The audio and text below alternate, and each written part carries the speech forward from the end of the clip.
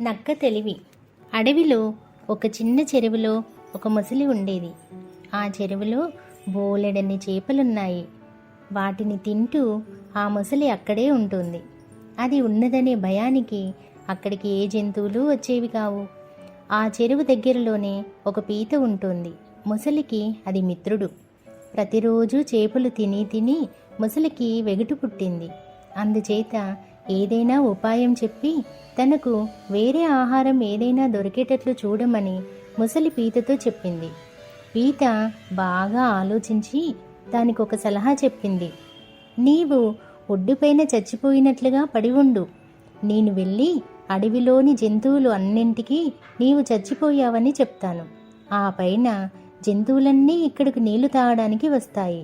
అప్పుడు నీ ఇష్టం వచ్చిన జంతువుని పట్టుకొని తింటుండవచ్చును. ఓహో, నీ సలహా చాలా బాగుంది అంది మొసలి.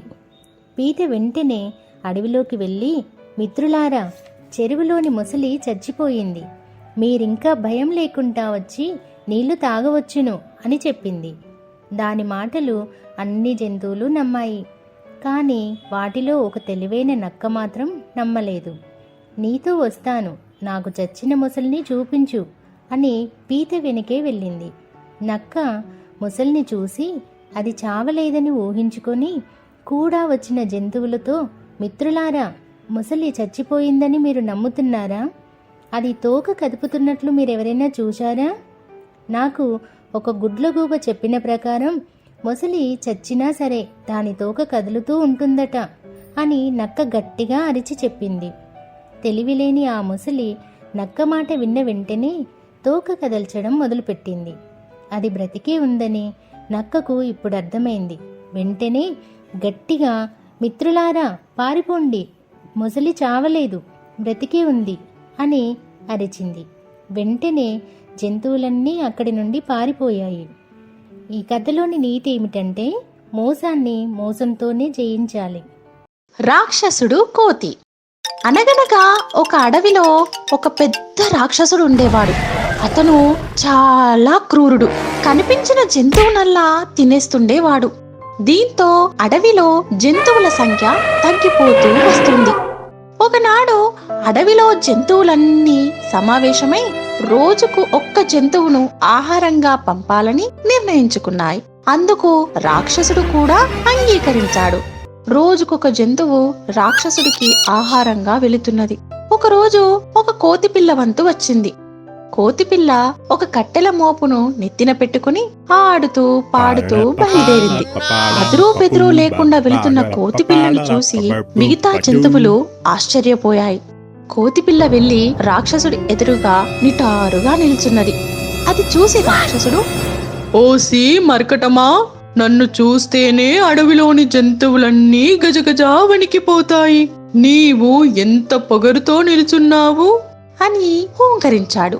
అప్పుడు కోతిపిల్ల, మహానుభావా, తమ వంటి గొప్ప వారికి ఆహారంగా రావడం నా అదృష్టం. కానీ నాకొక సందేహం అన్నది.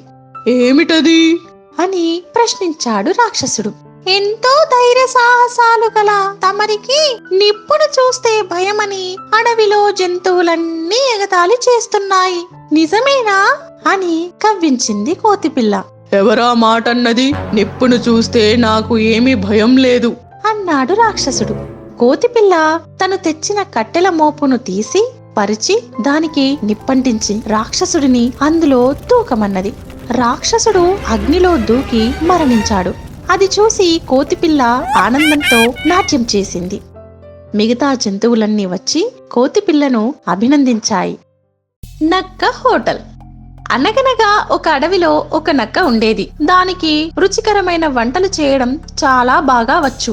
అన్నింట్లోకి ముఖ్యంగా చేపల కూర వండటంలో నక్క చాలా దిట్ట. నక్క కొత్తగా అడవిలో ఒక హోటల్ తెరిచింది. నక్క చేతి చేపల కూర రుచి చూడాలని అడవిలోని జంతువులు అన్నీ తెగ ఆరాటపడిపోయేవి. అడవిని ఆనుకొని ఉన్న చెరువు దగ్గర ఒక కొంగ ఉండేది. అది చేపలను గురిచూసి పట్టడంలో చాలా నేర్పరి. నక్క ఉదయాన్నే కొంగ దగ్గరకు వెళ్లి చేపలను కొనేది. వాటిని ఇంటికి తీసుకువచ్చి శుభ్రంగా కడిగేది. తర్వాత మసాలా నూరి గుమగుమలాడే వంటకాలు చాలా చేసేది. నక్క చేసిన చేపల కూర ఇంకా పులుసు రుచి చూడటానికి జంతువులు, పక్షులు వరుస కట్టేవి. మృగరాజు కూడా తన పరివారంతో విచ్చేసి వేడివేడి చేపల కూరతో భోజనం చేసేది. నక్కను అభినందించి చాలా కానుకలు ఇచ్చేది. దానితో నక్కకు కొంచెం గర్వం పెరిగింది. ఒకరోజు కొంగకు కూడా నక్క చేపల కూర రుచి చూడాలనిపించి హోటల్కి వచ్చింది. అప్పుడు కొంగ నక్కతో, నక్క బావా, నీ చేపల కూర వాసన నా చెరువు దగ్గరకు వస్తుంది. అందరూ నీ చేపల కూర చాలా బాగుంటుందని చెప్పుకుంటున్నారు. అందుకే నేను కూడా రుచి చూడాలని నీ హోటల్కి వచ్చాను అని అంది. దానికి నక్క గర్వంగా, అలాగా, చాలా సంతోషం. ముందు వెళ్ళి ఆ వరుసలో నిల్చోపో అని హేళనగా అంది. అలాగే అంటూ కొంగ వెళ్లి వరుసలో చివరన నిల్చింది. అప్పుడు వరుసలో ఉన్న ఎలుగుబంటి కొంగతో, మిత్రమా, నువ్వు చేపలు పట్టడంలో నేర్పరివి కదా, నువ్వు కూడా చేపల కూర తినటానికి వచ్చావా అని అడిగింది. వెంటనే పక్కనే ఉన్న అడవి పంది, నువ్వే కదా నక్కకు చేపలు ఇచ్చేది, నిన్ను కూడా నక్క వరుసలో నిలబెట్టడమేమిటి అని అడిగింది.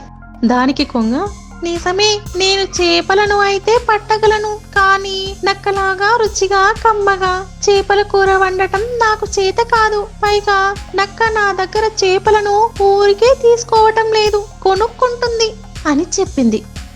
మరుసటి రోజు ఉదయాన్నే చెరువుకు చేరింది నక్క. కానీ ఇక్కడ కొంగ కనిపించలేదు, చేపలు కనిపించలేదు. ఇక నక్కకు భయం పట్టుకుంది.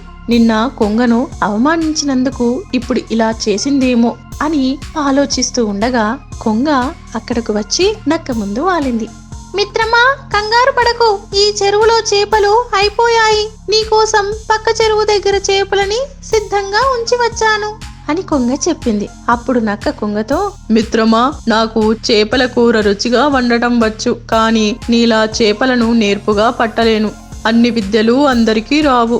ఒకరిని ఒకరు గౌరవించటం న్యాయం. నిన్న నేను నీకు విలువ ఇవ్వనందుకు నన్ను క్షమించు మిత్రమా అని అడిగింది. దానికి కొంగ ఎంతో సంతోషించింది.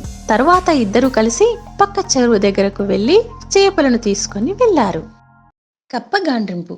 అనగనగా ఓ పెద్ద అడవి. దానికి రాజు సింహం. ఒకరోజు సింహం గుట్టలు గుట్టలు దాటుకొని హడలిపోతూ తన గుడిలోకి వచ్చింది. సింహం గాబరాను గమనించిన నక్క సింహం అంతగా భయపడడానికి కారణం ఏమిటని అడిగింది. అప్పుడు సింహం వణుకుతూ నక్కతో, కొలనులో మంచినీళ్లు తాగి గట్టు ఎక్కాను. అంతలో పెద్ద పెద్ద అరుపులు వినబడ్డాయి. ఆ అరుపులు వింటే ఎంతో భయం వేసింది. అటూ ఇటూ చూశాను, ఎవరూ కనబడలేదు. ఆ అరుపులు ఇంకా భయంకరంగా పెరిగిపోతున్నాయి. ఈ అడవిలో నన్ను చంపడానికి ఏదో దొంగ మృగం వచ్చి అరుస్తుందని నాకు భయం వేసింది. పరిగెత్తుకుంటూ గుహలోకి వచ్చేశాను అంటూ చెప్పింది. ఆ మాటలు విన్న నక్క, మిమ్మల్ని చంపే మృగమా అని నివ్వరపోయింది. వెంటనే అది తేరుకుని, ఇంతకీ మీకు వినిపించిన ఆ అరుపులు ఎలా ఉన్నాయో కాస్త చెప్పండి రాజా అని అడిగింది. దానికి సింహం, ఏదో వింతగా, కొత్తగా గుర్రు గుర్రు బెకా బెకా మంటూ వినిపించాయి అని చెప్పింది. వెంటనే నక్కకు విషయం అంతా అర్థమయ్యింది. ఆ అరుపులు ఇదివరకు ఎన్నోసార్లు విన్నది నక్క. అందుచేత దానికి భయం కలగలేదు. ఏమీ భయం లేదని సింహానికి నచ్చచెప్పి కొలను దగ్గరకు తీసుకుని వచ్చింది. బిగ్గరగా అరవమంది. అది విని శత్రుమృగం బయటకు వస్తే చంపివేయచ్చని ధైర్యం చెప్పింది నక్క. సింహం కొంచెం ధైర్యం తెచ్చుకొని బిగ్గరగా అరిచింది. అడవి దద్దరిల్లిపోయేలా అరిచింది. వెంటనే అంతకంటే పెద్దగా అరుస్తూ చెరువులోంచి ఓ బోదురు కప్ప ఎగిరి సింహం దగ్గరకు ఒక్క దూకు దూకింది. అసలే భయంతో ఉన్న సింహం మరింత కంగారు పడుతూ అటు ఇటు ఎగరడంతో ఆ బోదురు కప్ప సింహం కాలి కింద పడి నలిగి చచ్చింది. అమ్మయ్యా అనుకుంటూ సింహం చతికిల పడి కూర్చుంటే నక్క ఇలా అన్నది. ఏవో అరుపులు విని శత్రువులు అనుకొని గాబరా పడ్డారు, కాని కప్ప అల్పమైన జంతువు. దాని గొంతు మాత్రం పెద్దది, కర్ణ కఠోరంగా అరుస్తుంది. బలం లేనివాడు ఇలాగే అరుస్తాడు. అందుకే బూకరింపులో బలహీన ఆయుధాలు అంటారు పెద్దలు అని హితవు చెప్పింది నక్క. ఏనుగు మరియు బట్టలు కుట్టేవాడు. అనగనగా రామాపురం అనే ఒక గ్రామం ఉంది. ఆ గ్రామంలో ఒక గుడి ఉంది. ఆ గుడికి సంబంధించిన ఉత్సవాల కోసం ఒక ఏనుగు ఉండేది. దానితో పాటుగా ఒక మావటివాడు కూడా ఉండేవాడు. ప్రతిరోజు మావటి ఏనుగుని నదికి స్నానం చేయించడానికి తీసుకుని వెళ్ళేవాడు. ఏనుగు నదికి వెళ్లే మార్గంలో రాజు అనే టైలర్ దుకాణం ఉండేది. రాజు రోజు స్నానం కోసం వచ్చే ఏనుగుకి ఒక అరటిపండు ఇచ్చేవాడు. రోజు అరటిపండు ఇవ్వటం వలన ఏనుగుకి కూడా బాగా అలవాటు అయ్యాడు. ప్రతిరోజు నదికి వెళ్ళేటప్పుడు రాజు దుకాణం దగ్గర ఆగుతుంది ఏనుగు. వెంటనే రాజు దానికి అరటిపండు ఇచ్చేవాడు. అలా రోజులు గడిచిపోతూ ఉండేవి. ఒకరోజు అనుకోకుండా ఒక వ్యక్తితో గొడవ పడటం వలన రాజు చాలా కోపంగా ఉన్నాడు. కాని ఏనుగు రోజులానే స్నానానికి వెళ్తూ రాజు దుకాణం దగ్గర ఆగింది. కాని రాజు ఆ విషయం గమనించలేదు. కొంచెం సేపు ఎదురు చూసిన తర్వాత ఏనుగు పెద్దగా అరిచింది.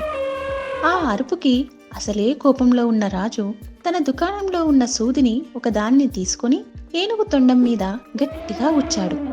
వెంటనే ఏనుగుకి బాగా నొప్పి అనిపించింది. రాజు అలా చేయటంతో ఏనుగు చాలా బాధపడింది. ఎలాగైనా రాజుకి బుద్ధి చెప్పాలని అది అక్కడి నుండి నదికి వెళ్లి నదిలో ఉన్న బురద, మట్టి మరియు ఇసుకని తొండం నిండుగా నింపుకొని వచ్చింది. ఆ బురద నీటినంతా రాము దుకాణంలో ఉన్న బట్టలు మరియు ఇతర వస్తు సామాగ్రి మీద చల్లింది. రాజుకి ఏం జరుగుతుందో కూడా అర్థం కాలేదు. ఆ రోజు తర్వాత ఏనుగు ఎప్పుడూ రాజు దుకాణం దగ్గర ఆగేది కాదు. రాజు తాను చేసిన తప్పు తెలుసుకొని చాలా బాధపడ్డాడు. ఏనుగుని క్షమించమని అడిగాడు. అందుకే ఒకరి మీద కోపం వేరే వారిపైన చూపించి వారిని బాధ పెట్టకూడదు.